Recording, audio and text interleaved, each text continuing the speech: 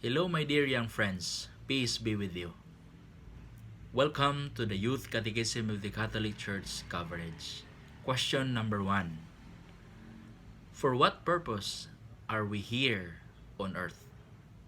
Answer: we are here on earth in order to know and to love God, to do good according to His will, and to go someday to heaven. To be human being means to come from God and to go to God. Our origin goes back farther than our parents. We come from God, in whom all the happiness of heaven and earth is at home, and we are expected in His everlasting, infinite blessedness. Meanwhile, we live on this earth.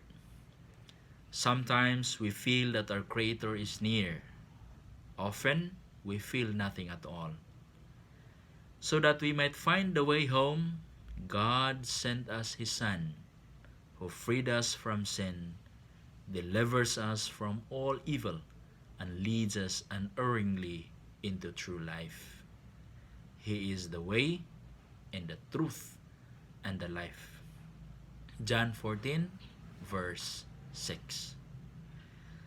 Thus in 1 Timothy chapter 2 verse 4, St. Paul says, God desires all men to be saved and to come to the knowledge of the truth.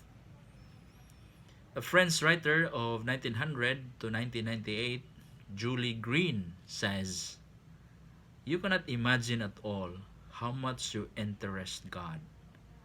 He is interested in you as if there were no one else on earth.